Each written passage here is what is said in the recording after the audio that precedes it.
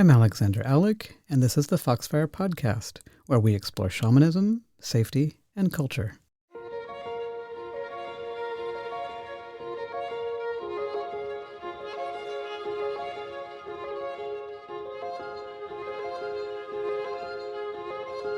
I'm Alexander Alec. Welcome to the Foxfire Podcast.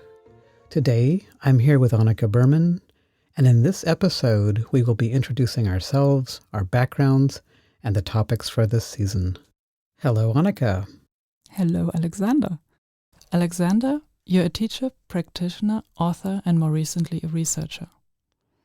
And for over 4 decades, you have accompanied more than 7,000 people on their shamanic and spiritual path. I have so many questions. Where would you like to start? How about your training? What did that look like? That's where I learned that the earth is alive. I learned about the animals, the plants, the elements and stones. And I learned this through, in part through my grandfather's stories, but also through my grandmother showing me how to build relationships. The thing that indigenous and shamanic worldviews have in common is the emphasis on building relationships. Relationships are what carries you, informs you, and guides and helps you in your work. After some time, people started to recognize that I had some talent, and after a while I realized I really needed to get some training. My formal training started in my teens and went over the next 25 years. That included supervised practice. That's a long time. It's a life work. In some traditions, 35 years of training would be the minimum. So for some, I'm a little bit undertrained. Can you tell us a little more about what the training entailed? Sure. That training was a mix. Part of that training was my own personal growth and development, which is really, really important. And the other part of it was really learning the tools, the songs, the ceremonies, and then also how to apply them, when to apply them, how to work with them.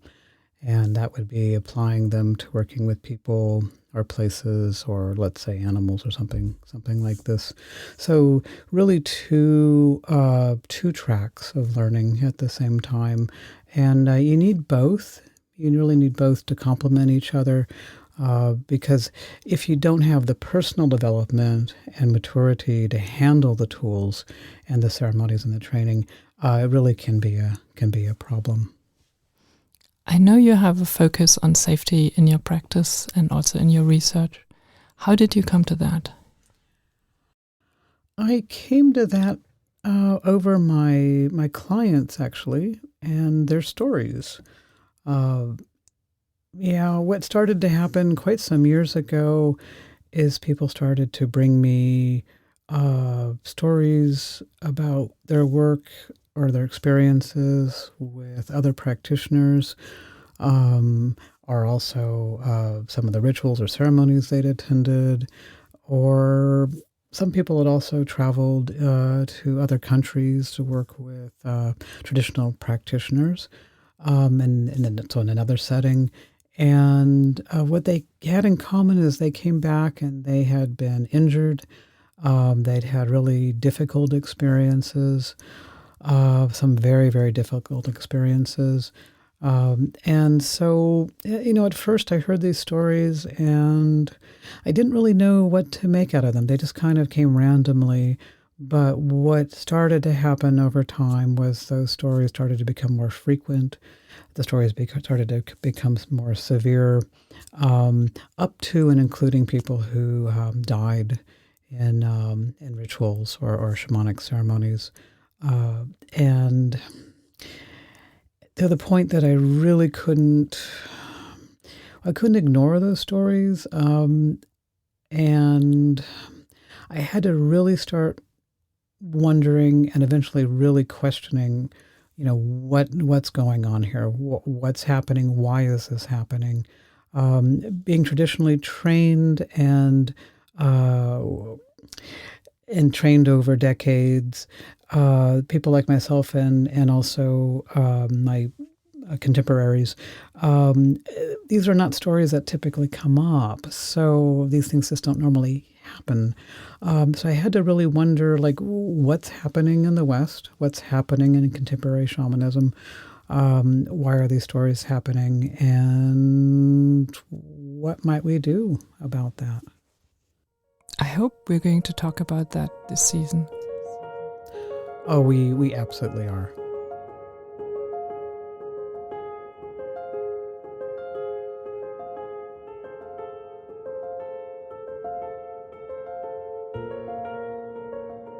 Annika, you're an editor and translator, and you've been studying shamanism and spirituality for some decades. We met when you came to an evening I was presenting in Cologne. What brought you to that evening? At that point, I had finished my degree in English literature, and a focus of my degree was American Indian literature, actually, and I did a lot of work on two authors from North America, and one of the books was actually called Ceremony. So it was a lot about ceremony and healing. And when I saw the announcement for your evening, I thought, oh, there's the practical part. I've read a lot about it, and now I can learn a bit more about how that would look in practice. And the bigger red thread here is that I've been interested in storytelling and literature, and especially also mythology, Greek mythology, from childhood. And somehow, for me, these stories kind of established this worldview you mentioned, that everything is alive, because that's also part of the worldview of the ancient Greeks and Romans. Like the rivers were alive, the trees were alive. So that, I think, kind of kept me a little bit with one foot in this worldview, which is not so typical for the West, and kind of kept me connected to that and to the idea of relationships. And yes, somehow there has always been a very big interest and a big draw.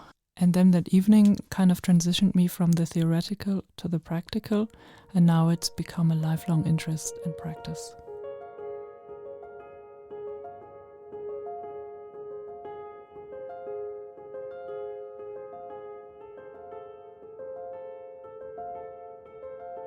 This season, we're off to the UK. There's some really interesting things happening there in shamanism.